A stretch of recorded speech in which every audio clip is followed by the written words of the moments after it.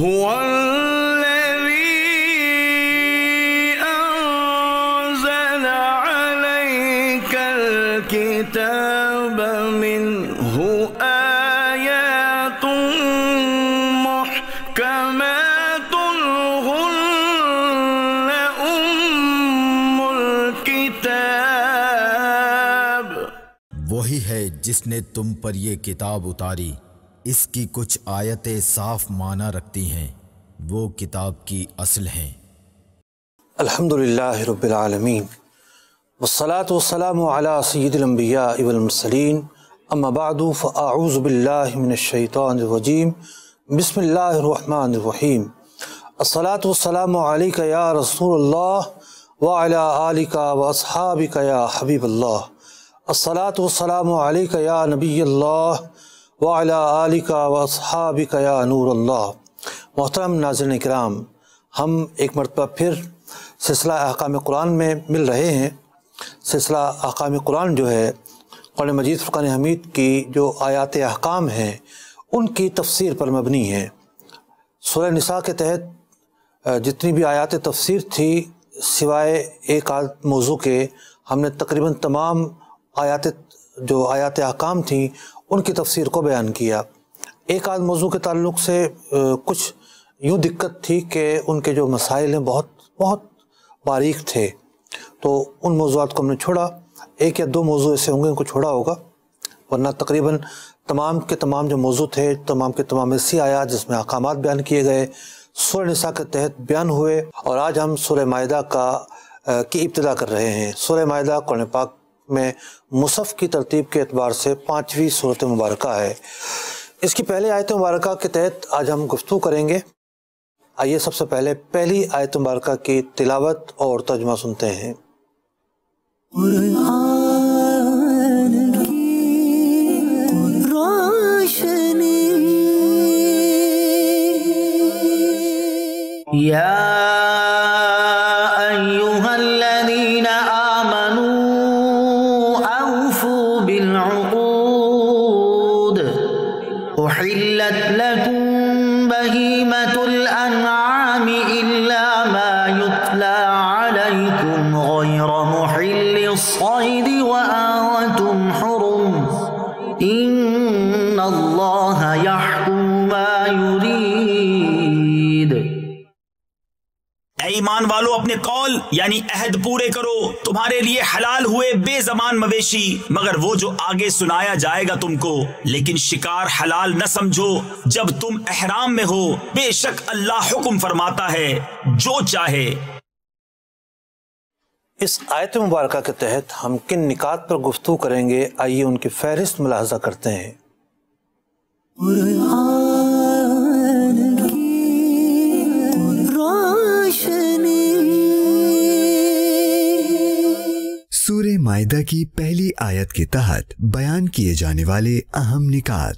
Number 1، سورہ مائدہ کے نام کی وجہ، نزول کا وقت اور اس سورت کے مضامین کیا ہیں۔ نمبر 2، قرآن پاک میں ندا کی کون سی 7 اقسام ہیں۔ نمبر 3، آیت طیبہ میں معاہدوں سے کون سے معاہدے مراد ہیں۔ نمبر 4، دلچسپ فقہی احکامات۔ نمبر 5، حلال جانوروں کے تعلق سے حکم۔ نمبر 6، حالت احرام میں خشکی کا شکار کرنا حرام ہے۔ سب سے پہلے ہم بیان کرتے ہیں سورہ مائدہ کیا ہے۔ سورہ مائدہ قرآن پاک کی مصحف کی ترتیب کے اعتبار سے 5ویں سورۃ مبارکہ ہے اور اس میں 120 آیات مبارکہ ہیں۔ اس کا نام مائدہ کیوں رکھا گیا؟ مائدہ کہتے ہیں دسترخوان کو۔ اس سورۃ مبارکہ کے اندر حضرت سیدنا عیسیٰ علیہ نبینا علیہ السلام پر اترنے والا ایک دسترخوان جو جنت سے نازل ہوا، جس میں مختلف اقسام کی غذائیں تھیں، اس کا تذکرہ ہے اور اسی مناسبت سے اس کو سورہ مائدہ کہا گیا۔ اس کے علاوہ یعنی ایک تو حضرت سیدنا عیسیٰ علیہ نبینا علیہ السلام کے کچھ واقعات کا اس میں بیان ہے۔ اس کے علاوہ 2 اور ایسے مشہور واقعات ہیں کہ جن کا بیان اس سورۃ مبارکہ میں کیا گیا۔ چنانچہ حضرت سیدنا موسیٰ علیہ نبینا علیہ السلام اور بنی اسرائیل کا جو واقعہ تھا، خصوصاً صحرا کا واقعہ، تو وہ اس سورۃ مبارکہ کے اندر تفصیل کے ساتھ بیان کیا گیا۔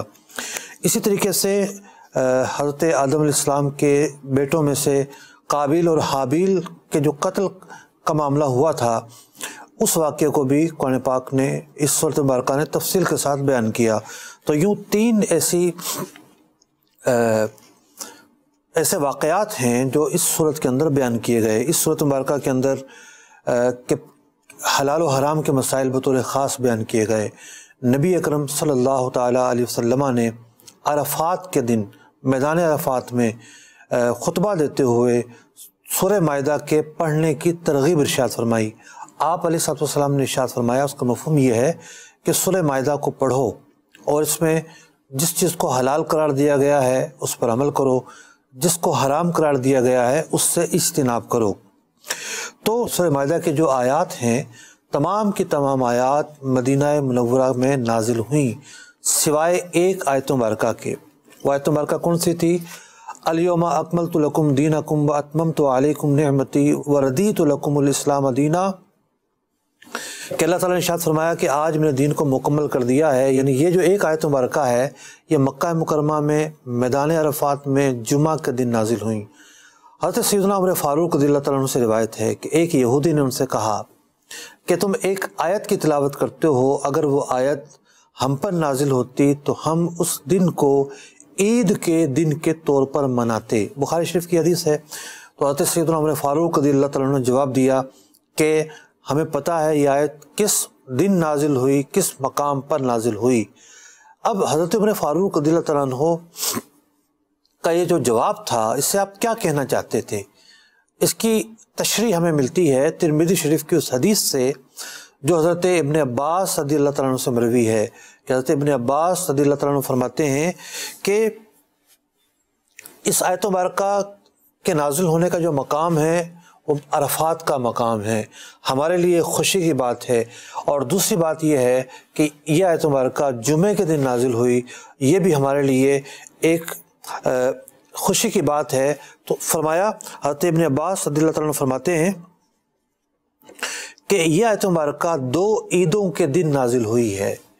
تو اس آیت مبارکہ کی جو معنی ہے، جو مفاہیم ہیں، اس میں مسلمانوں کے لیے خوشی کا سامان ہے کہ یہ دین مکمل دین ہے، جو دین مسلمانوں کو نصیب ہوا جامع دین ہے، مکمل دین ہے۔ تو اس آیت کے نزول پر صحابہ کرام فرما رہے ہیں ہمارے لیے خوشی کی بات ہے، خوشی کا سماں ہے، اور یہ دن عید کا دن ہے۔ تو لوگ کہتے ہیں کہ جی اسلام میں تو 2 عیدیں، تیسری عید کہاں سے آ گئی؟ یعنی ربیع الاول کے متعلق کہتے ہیں 12 ربیع الاول کا دن عید کا دن کیسے بن گیا؟ تو بھائی 2 عیدیں وہ ہیں کہ جو خاص اہتمام سے منائی جاتی ہیں، جن میں نمازیں پڑھی جاتی ہیں، ورنہ تو احادیث طیبہ سے ہمیں سیکھنے کو مل رہا ہے کہ خوشی کے دن کو بھی عید کا دن کہنا صحابہ اکرام علیہم رضوان سے ثابت ہے۔ تو اگر خوشی کے دن کو لفظ عید کے دن سے تعبیر کیا جائے تو اس میں کوئی بری بات نہیں ہے۔ اب جو لوگ کہتے ہیں کہ جناب کہاں سے آ گیا اور تیسری عید اور نئی بات اور بدعت اور فلاں فلاں، وہ اس طرح کے جو کنٹینٹ ہیں ان سے ناواقف ہوتے ہیں۔ یہ سورۃ مبارکہ بڑی اہم سورۃ مبارکہ ہے، اور اس کے جو مضامین ہیں بڑے اہم مضامین ہیں۔ امام بغوی رحمۃ اللہ تعالیٰ علیہ اپنے تفسیر میں نقل فرماتے ہیں کہ یہ جو سورۃ مبارکہ ہے سورہ مائدہ، اس میں 18 ایسے مقامات ہیں، 18 ایسے احکام ہیں کہ وہ احکام قرآن پاک نے کہیں اور بیان نہیں کیے، صرف ان کا بیان ہمیں سورہ مائدہ میں ملتا ہے۔ امام قرطبی رحمۃ اللہ تعالیٰ علیہ نے اپنی تفسیر میں ایک مزید حکم کا اضافہ فرمایا 19 ایسے احکام ہیں جو صرف اور صرف اس سورۃ مبارکہ میں ملتے ہیں، دیگر جو صورتیں ہیں ان میں ہمیں وہ احکام نہیں ملتے۔ بات کریں اگر اس سورۃ مبارکہ کے مضامین کی، تو اس سورۃ مبارکہ میں اللہ تعالیٰ کے عہد کو پورا کرنے کا حکم ہمیں ملتا ہے۔ اس سورۃ مبارکہ میں ہمیں جو حرمت والے مہینے ہیں اور جو شاعر اللہ ہیں ان کے تعلق سے تعظیم کرنے کا حکم ملتا ہے۔ حالت احرام میں شکار منع ہے، یہ حکم ملتا ہے۔ شکاری جانور، یعنی شکار کرنے کی ایک صورت یہ ہوتی ہے شکاری جانوروں کو پیچھے بھیجا جاتا ہے، وہ جا کے جانوروں کو پکڑتا ہے، اس جانور کا کھانا حلال ہے یا نہیں، ایک مسئلہ کریٹ ہوتا ہے۔ تو اس شکاری جانور کیسا ہونا چاہیے، اس کے تعلق سے آداب ملتے ہیں۔ اہل اللہ کا ذبیحہ، وہ اگر جانور ذبح کریں اس کا کیا حکم ہے، اس صورت مبارکہ میں بیان کیا گیا۔ اہل کتاب کی عورتوں سے نکاح ہو سکتا ہے، نہیں، اس صورت مبارکہ میں بیان کیا گیا۔ اسی طریقے سے حالت عذر میں تیمم کا بیان، نصارہ کے میثاق لینے کا واقعہ اور انہوں نے خلاف ورزی کی تو اس پر عذاب کا بیان۔ 3 واقعات پچھلی امتوں کے بیان ہوئے، میں اس کی تفصیل بیان کر چکا ہوں۔ اسی طریقے سے قسم کا کفارہ، شراب کی حرمت، جوئے کی حرمت، سفر کے اندر وصیت کی جائے تو گواہوں کا مقرر کرنا، اور بہت سارے اہم احکامات ہیں جو اس صورت مبارکہ میں ہمیں سیکھنے کو ملتے ہیں۔ تو اس اعتبار سے یہ ایک اہم صورت مبارکہ ہے، ایک ایسی صورت مبارکہ ہے جس کے اندر حلال و حرام کے بہت ہی بنیادی احکامات ہمیں سیکھنے کو ملتے ہیں۔ اگلے نقطے کی طرف چلتے ہیں۔ اللہ رب العزت نے اس صورت مبارکہ کو جو شروع فرمایا ہے، ان الفاظوں سے شروع فرمایا ہے، یا ایھا الذین آمنوا اوفوا بالعقود، اے ایمان والو جو عہد ہیں ان عہدوں کو پورا کرو۔ تو اس صورت مبارکہ کا آغاز ہوتا ہے ندا سے، خطاب سے، پکارنے سے، اے ایمان والو۔ تو امام سمرقندی رحمۃ اللہ تعالی علیہ نے اس آیت مبارکہ کی تفسیر میں ایک نقطہ لکھا کہ قرآن پاک کے اندر مختلف انداز کی ندائیں آئی ہیں، یعنی جب کسی کو پکارا گیا ہے تو 7 قسم کی ندا ایسی ہے جو قرآن پاک میں مذکور ہے۔ فرمایا پہلی قسم کی جو ندا ہے اس کا نام ہے ندائے مدح، یعنی وہاں مقصود ہے کسی کی مدح بیان کرنا، تعریف بیان کرنا، جیسا کہ یا ایھا النبی، یا ایھا المزمل، یا ایھا المدثر۔ یہ جو ندا ہے اس ندا کا مقصد مدح بیان کرنا ہے، تعریف بیان کرنا ہے، القاب سے نوازنا ہے۔ تو یا ایھا الذین آمنوا جو ہے یہ کلمہ اسی قبیلے سے ہے، اسی کیٹیگری سے ہے کہ جب اللہ تبارک و تعالیٰ یا ایھا الذین آمنوا کہہ کر خطاب کرتا ہے تو گویا کہ مسلمانوں کی، اہل ایمان کی تعریف بیان کر رہا ہوتا ہے۔ دوسری ندا جو قرآن پاک میں مختلف انداز کی ندائیں آئیں، ایک ندا وہ ہے جسے ندائے ذم کہتے ہیں، اے وہ لوگوں جنہوں نے کفر کیا، انکار کیا، سرکشی کی، تو وہ جو ندا ہے وہ ندائے ذم ہے، ندائے مذمت ہے۔ تیسری ندا ہے ندائے تنبیہ، یعنی اللہ تعالیٰ ندا کے ذریعے خطاب کرتا ہے اور وہاں تنبیہ کرنا مقصود ہوتا ہے۔ جس طرح ہمارے ہاں بلا تشبیہ و تمثیل مقررین کہتے ہیں، ارے جناب جاگ رہے ہیں کہ نہیں، تنبیہ کرنا مقصود ہوتا ہے، سنیے گا، سنو، تنبیہ کرنا مقصود ہوتا ہے۔ تو اس کی مثال کیا ہے؟ فرمایا یا ایھا الانسان، اے انسان۔ تو یہاں جو ندا ہے وہ تنبیہ کے لیے ہے۔ ایک چوتھی قسم یہ بیان کی گئی کہ اضافت، ندا کا مقصود وہاں پر اضافت ہے۔ اضافت کا معنی یہ ہے کسی چیز کو جب اچھے کی طرف منسوب کیا جائے گا تو اس چیز کے مقام پر، برتری پر، فضیلت پر دلالت کرے گی۔ کسی چیز کو جب کسی بری چیز کی طرف منسوب کیا جائے گا، اضافت بری چیز کی طرف کی جائے گی، تو پھر وہاں اس چیز کا جو خراب ہونا اور اس چیز کی مذمت ہونا وہ بیان ہوتا ہے۔ تو قرآن پاک میں فرمایا گیا یا عبادی، اللہ تعالیٰ نے اپنے بندوں کو محبت سے نوازا، پیار سے نوازا اور یوں خطاب کیا یا عبادی، اے میرے بندو۔ تو یہ جو ندا ہے ندائے اضافت ہے، جس کا مقصود بندوں کو اللہ کی طرف منسوب کرنا اور بندوں کے فضل کو ظاہر کرنا اور بندوں کا جو مقام اور مرتبہ ہے اس کو ظاہر کرنا مقصود ہے۔ پانچویں جو قسم ہے وہ ندائے نسبت ہے، یعنی کسی کی نسبت کو بیان کرنا۔ فرمایا گیا، یعنی ایک مقام پر یوں کہا گیا یا بنی آدم، اے بنی آدم۔ تو جو یا بنی آدمہ کہا گیا ہے یہاں اس سے جو مقصود ہے وہ یہ بیان کرنا ہے کہ لوگ جو ہیں وہ حضرت آدم علیہ السلام کی اولاد ہیں۔ علماء نے بیان کیا کہ جو چھٹی قسم ہے ندا کی وہ ندائے اسم ہے، کسی کا نام وہاں پر ذکر کرنا مقصود ہوتا ہے، جیسا کہ یا ابراہیم، یا داؤد، یا موسیٰ، یا زکریا۔ قرآن مجید فرقان حمید نے مختلف انبیاء علیہ السلام کو ندا سے پکارا ہے، یعنی ان کے ناموں سے پکارا ہے، لیکن نبی اکرم علیہ السلام کو کسی مقام پر بھی آپ کے نام سے یاد نہیں کیا گیا۔ ساتویں ندا کی جو قسم لکھی ہے علماء نے وہ یہ لکھی کہ ندائے تعبیر ہوتا ہے. جب کسی کی تعبیر کرنی ہوتی ہے، جناب کس کیٹیگری سے تعلق رکھتے ہیں، کس وصف سے تعلق رکھتے ہیں، تو وہاں پر ندائے تعبیر بیان کی جاتی ہے. جیسا کہ ایک مقام پر کہا گیا یا اہل الکتاب، اے اہل کتاب. اب اس کے اندر جو بھی اہل کتاب ہیں تمام کے تمام لوگ شامل ہو گئے. علماء نے یہ بھی لکھا کہ یہ جو کلمہ ہے یا ایھا الذین آمنو، بڑا ہی شاندار کلمہ ہے. یعنی بہت ساری باتیں اس ایک جملے میں بیان کر دی گئی ہیں. یا ایھا الذین آمنو کا مطلب یہ ہے وہ لوگ جو ایمان لے کر آئے، اور ایمان نام ہے تصدیق کا. یعنی تصدیق قلبی جب ہوتی ہے کہ بندہ اللہ تعالیٰ کی وحدانیت کا اقرار کرتا ہے، اللہ تبارک و تعالیٰ کی وحدانیت کے اقرار کے بعد رسول اکرم علیہ الصلوۃ والسلام کی رسالت کا اقرار کرتا ہے، قیامت کے دن کا اقرار کرتا ہے، انبیاء و مرسلین کی صداقت کا اقرار کرتا ہے، روز حساب کا اور حساب لیے جانے کا اقرار اور تصدیق کرتا ہے، اور جنت اللہ تعالیٰ نے اس کا بیان کیا ہے اس کی تصدیق کرتا ہے. تو ایمان جو ہے تصدیق قلبی اور اقرار باللسان کا نام ہے. تو جب یہ کہا جاتا ہے اے ایمان والو، اس سے مراد یہ ہوتا ہے کہ وہ لوگ جنہوں نے ساری کی ساری تصدیقیں کی ہیں اور اپنی زبان سے ان تمام کی تمام چیزوں کا اقرار کیا ہے. تو یا ایھا الذین آمنو کثیر مقام پر اللہ تبارک و تعالیٰ ارشاد فرماتا ہے، اور زیادہ تر یہ کلمہ وہاں کہا جاتا ہے، ان آیات میں استعمال ہوتا ہے کہ جو مدنی ہیں، مدینہ منورہ میں نازل ہوئی ہیں. ہم اگلے نقطے کی طرف چلتے ہیں. تو اس آیت مبارکہ میں فرمایا گیا کہ اے ایمان والو اوفو بالعقود، جو عقود ہیں ان کی پاسداری کرو. عقود کسے کہتے ہیں؟ عقد کہتے ہیں ایگریمنٹ کو، معاہدے کو.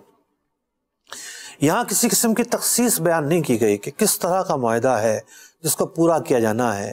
تو یہاں پر وہ سارے معاہدے شامل ہو سکتے ہیں کہ شریعت مطہرہ کے احکام جہاں نافذ ہوتے ہیں، جہاں لاگو ہوتے ہیں، جہاں مسلمان اس بات کے پابند ہیں کہ ان معاہدوں کو پورا کریں. علماء نے بیان کیا، مفسرین نے بڑے تفصیل کے ساتھ اپنی کتابوں میں لکھا کہ معاہدے 3 اقسام کے ہوتے ہیں. پہلی قسم یہ ہے کہ وہ معاہدے جو اللہ اور بندے کے درمیان ہوتے ہیں، یعنی اللہ تبارک و تعالیٰ نے اپنے بندوں پر احکامات نازل فرمائے ہیں، انہیں بہت ساری چیزوں کا پابند کیا ہے، یہ کام بندوں نے کرنے ہیں. اسی طریقے سے بہت ساری چیزیں ایسی ہیں جن سے اللہ تبارک و تعالیٰ نے روکا ہے. تو بندے اب اس بات کے پابند ہیں کہ جن باتوں کے کرنے کا حکم دیا گیا انہیں بجا لائیں، جن سے روکا ان سے باز رہیں. تو اس طرح کے جو بھی احکامات ہیں یہ بھی معاہدے ہیں جو اللہ کے اور بندوں کے درمیان ہیں. اللہ تعالیٰ جب اپنے بندے کو کسی بات کا حکم دیتا ہے تو وہ ایک عہد ہو جاتا ہے، وہ ایک معاہدہ ہو جاتا ہے جو اللہ اور بندے کے درمیان ہوتا ہے. اب بندے کی یہ ذمہ داری ہوتی ہے کہ اس معاہدے کو وہ پورا کرے. دوسری قسم جو معاہدے کی بیان کی گئی وہ یہ بیان کی گئی کہ وہ معاہدے کہ جو انسان نے اللہ سے کیے ہیں. پہلی قسم تو یہ تھی کہ جو اللہ نے اپنے بندے سے کیے، بندہ پابند ہے. اور دوسری قسم وہ معاہدے جو انسان نے اللہ تعالیٰ سے کیے ہیں. تو ایسے کیا معاہدے ہو گئے؟ علماء نے لکھا کہ اس سے مراد بندہ جب نظر مانتا ہے کہ میں اللہ کے نام پر یہ کام کروں گا، میرا یہ کام ہو جائے تو میں اللہ کے نام پر یہ کروں گا، میں نماز پڑھوں گا، میں روزہ رکھوں گا. وہ نماز بندے پر لازم نہیں تھی، وہ روزہ بندے پر لازم نہیں تھا، وہ صدقہ کرنا بندے پر لازم نہیں تھا، وہ جانور ذبح کرنا بندے پر لازم نہیں تھا.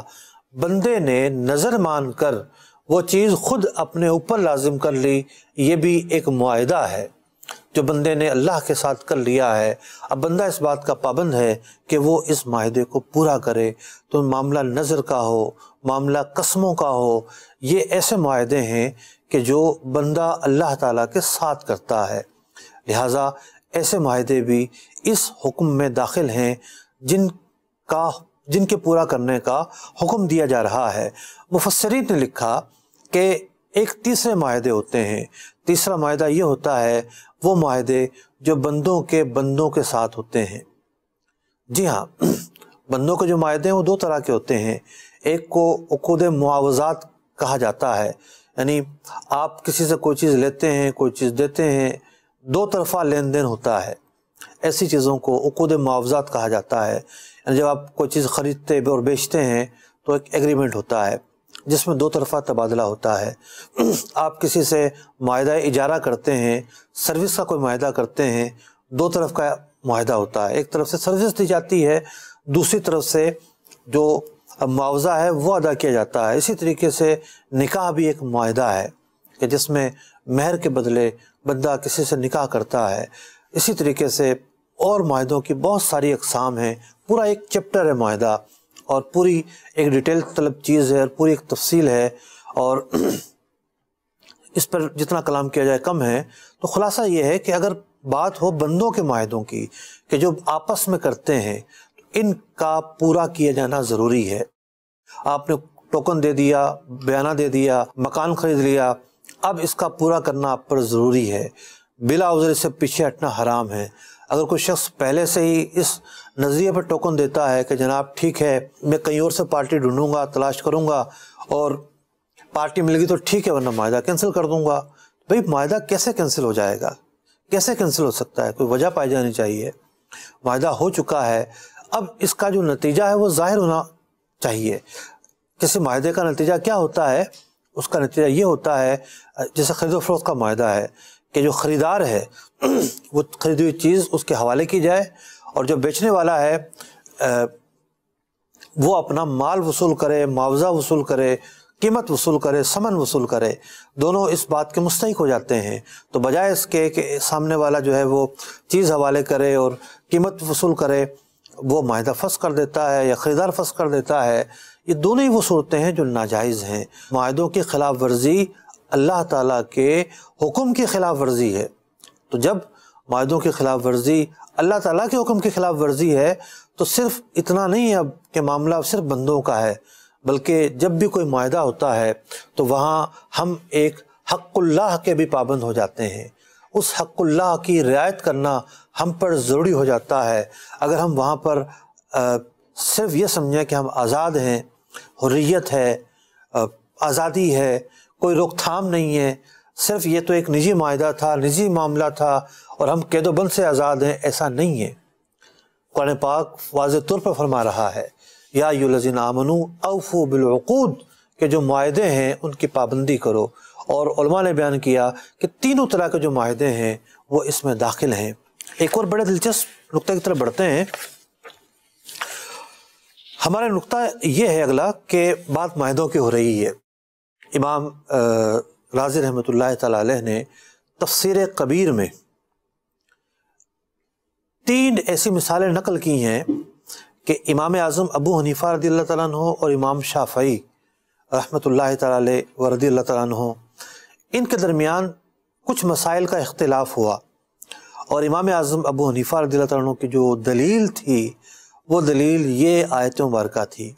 دیکھیے کتنا شفقت اور کتنا محبت بھرا انداز ہوتا ہے. امام رازی رحمۃ اللہ تعالی علیہ خود شافعی ہیں، شافعی المذہب ہیں، اور امام شافعی کے پیروکار ہیں. اس کے باوجود وہ مثال کے طور پر 3 ایسی باتیں بیان کر رہے ہیں کہ اس آیت کے تحت کہ جس سے امام اعظم ابو حنیفہ رضی اللہ عنہ کا مذہب اس کو تقویت مل رہی ہے. انہوں نے یہ نہیں سوچا کہ جناب اس آیت کے تحت میں یہ بات لکھوں گا تو امام اعظم ابو حنیفہ کے مذہب کو تقویت ملے گی اور ان کا مذہب ثابت ہوگا اور ان کی بات میں ان کی دلیل ظاہر ہوگی اور ان کی دلیل کی جو مضبوطی ہے وہ ظاہر ہوگی. نہیں، کوئی تعصب نہیں ہوتا. ائمہ اربعہ اور ان کے جو متبعین ہیں ان کے درمیان کبھی بھی تعصب کا ماحول رہا ہی نہیں ہے. آپس میں ایک دوسرے کی عزت اور اکرام اور تعظیم کا ماحول رہا ہے. تعصب تو کچھ ایسی باتوں میں شروع ہو گیا ہے ہمارے معاشرے میں کہ جو ایک بھرپور سازش ہے. فروعی مسائل میں کبھی بھی تعصب نہیں ہوتا. نظر و فکر کی جہاں باتیں ہوں تو نظر و فکر کا معاملہ نازک ہوتا ہے اور نظر و فکر کے معاملے میں کوئی سمجھوتا نہیں ہو سکتا. لیکن جو فروعی مسائل ہیں، فروعی مسائل کے اندر جو ادب اختلاف ہے، جو تذکرہ کرنے کا انداز ہے، گفتگو کرنے کا انداز ہے، وہاں کہیں بھی حقارت، کہیں بھی جو ہے وہ کسی قسم کی ایسی چیز نہیں ملتی. میرے سامنے کتاب بھی ہے، میں نے اسی سال خریدی ہے کتاب، النقط فی المختلف فی الخلاف بین الشافعی والحنفیہ. یعنی یہ امام سمعانی کی کتاب ہے، 2 جلدوں پر یہ کتاب ہے، اس میں انہوں نے ان مسائل پر بات کی ہے کہ جس میں امام اعظم ابو حنیفہ اور امام شافعی کا اختلاف ہے۔ تو وہ مثال جو امام فخر الدین رازی رحمۃ اللہ تعالی نے بھی بیان کی، انہوں نے بھی بیان کی کہ اگر کوئی شخص یہ نظر مان لے کہ میں عید کے دن روزہ رکھوں گا، تو امام شافعی فرماتے ہیں کہ عید کے دن چونکہ روزہ رکھا نہیں جا سکتا، لہٰذا وہ نظر اس کی منعقد ہوگی ہی نہیں، کل عدم ہو جائے گی، اس کی کوئی حیثیت نہیں ہے۔ لیکن امام اعظم فرماتے ہیں کہ اللہ تعالیٰ نے ہمیں پابند کیا ہے کہ جو ہم معاہدے کر لیں وہ ہم پر لازم ہو جاتے ہیں، ضروری ہو جاتے ہیں۔ اللہ تعالیٰ نے ارشاد فرمایا یا ایھا الذین آمنوا اوفوا بالعقود، لہٰذا یہ نظر بندے پر لازم ہو گئی، اور دلیل اسی آیت مبارکہ کا یہ پہلا حصہ ہے۔ اب حکم یہ ہے کہ عید کے دن تو روزہ نہیں رکھ سکتا، یا باقاعدہ اگر ہے تو جو ایام وہ ہیں جن میں روزہ نہیں رکھا جا سکتا، اس کے بعد یہ روزہ رکھے گا۔ تو امام شافعی نے فرمایا اس کی نظر کالعدم ہو گئی۔ امام اعظم ابو حنیفہ نے فرمایا کہ نہیں، کیسے کالعدم ہو سکتی ہے، کیونکہ اس نے اللہ سے ایک معاہدہ کیا ہے اور اللہ تعالیٰ نے معاہدوں کو پورا کرنے کا حکم دیا ہے، تو اگر ہم کالعدم کرنے کا کہیں گے تو یہ جو آیت مبارکہ ہے یا ایھا الذین آمنوا اوفوا بالعقود، اس کی خلاف ورزی لازم آئے گی۔ اسی طریقے سے دوسرا مسئلہ یہ بیان کیا گیا، خود امام رازی رحمۃ اللہ تعالی بیان فرما رہے ہیں کہ امام شافعی کا موقف یہ ہے کہ جب خرید و فروخت ہو جاتی ہے، آفر ہو گئی، ایکسیپٹنس ہو گئی، تو جب تک یہ مجلس ختم نہیں ہوتی یہ دونوں اپنے الفاظ واپس لے سکتے ہیں، اس معاہدے کو کالعدم کر سکتے ہیں۔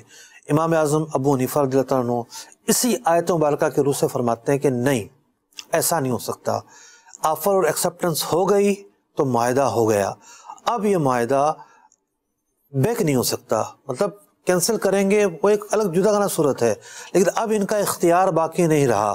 یہ اختیار قرآن پاک کی روح کے منافی ہے کہ جو اس آیت مبارکہ نے بیان کیا کہ جب معاہدے کیے جائیں تو ان معاہدوں کو پورا کرو۔ تیسری مثال طلاق کی عدد کے تعلق سے تھی کہ ایک سے زیادہ طلاق دینے کے تعلق سے تھی، تو امام اعظم یہی فرماتے ہیں ایک طلاق جب دے دی گئی تو ضرورت پوری ہو گئی، اب نکاح ہوا ہے، ایک معاہدہ ہے نکاح کا، اس کو ایک طلاق سے اگر وہ کسی وجہ سے دی گئی ہے، بقیہ نہ دی جائیں، بقیہ میں انتظار کیا جائے، یعنی اس معاہدے کو باقی رکھنے کی تدابیر کی بات ہو رہی ہے کہ اس کو باقی رکھنے کی جو کوششیں ہیں وہ جاری رکھی جائیں گی۔ یہی وجہ ہے کہ رجعی طلاق کے اندر رجوع کا اختیار رہتا ہے، شوہر کو واپسی ہو سکتی ہے، تو وہاں بھی امام اعظم ابو حنیفہ رضی اللہ عنہ نے اسی آیت مبارکہ کو اپنے موقف کی دلیل بنایا ہے۔ آگے بڑھتے ہیں۔ اس آیت مبارکہ کے اندر پہلا حکم انتہائی جامع حکم، ایک ایسا حکم کہ جس کے اوپر جتنا لکھا جائے اتنا ہی کم ہے، جس کے اوپر کتابیں لکھی گئیں، جس کے اوپر اسلامی معاہدوں کے اصول، اسلامی معاہدوں کی امتیازات، اسلامی جو ایگریمنٹ ہوتے ہیں اسلامی تعلیمات کے مطابق ان کے اندر کس چیز کی پابندی کرنا ضروری ہے، جو خرید و فروخت کے لین دین کے ایگریمنٹ ہوتے ہیں اس کا کیا حسن ہے، کیا اس کے تعلیمات ہیں، نہ جانے اس پر کتنا کچھ لکھا گیا ہے۔ یہ ایک بہت طویل موضوع ہے، لیکن اس آیت مبارکہ کے اندر 3 بڑے اہم موضوعات بیان کیے گئے ہیں۔ ایک تو یہ موضوع تھا معاہدوں کی پاسداری، معاہدوں کا خیال رکھنا، ان کو جو ہے پورا کرنا، تکمیل تک پہنچانا۔ دوسرا موضوع یہ ہے، فرمایا گیا احلت لکم بہیمۃ الانعام، کہ اے اہل ایمان تم پر حلال کیے گئے ہیں مویشیاں، چوپائے۔ بہیمہ کہتے ہیں ہر اس جاندار کو جس کے اندر عقل نہ ہو، تو کسی بھی قسم کا جاندار ہو وہ لفظ بہیمہ میں داخل ہے۔ تو پھر آگے تخصیص کی گئی کہ جانوروں میں سے وہ جو پالتو ہیں، جو مویشی کی کیٹیگری سے ہیں، تو گائیں، بھینس، بکری، اونٹ، یہ جو جانور ہیں، یہ جانور یہاں مراد ہیں کہ یہ جانور حلال کیے گئے۔ فرمایا الا ما یتلی علیکم، البتہ کچھ جانور ایسے ہیں کہ جن کے بارے میں تمہیں بتایا جائے گا کہ یہ جانور حلال نہیں ہیں۔ سورہ مائدہ ہی میں ان جانوروں کا تفصیل کے ساتھ بیان ہوگا کہ یہ جو جانور ہیں، خنزیر، فلاں فلاں فلاں، یہ جانور حلال نہیں ہیں۔ تو فرمایا گیا الا ما یتلی علیکم، یہ جانور حلال نہیں ہے۔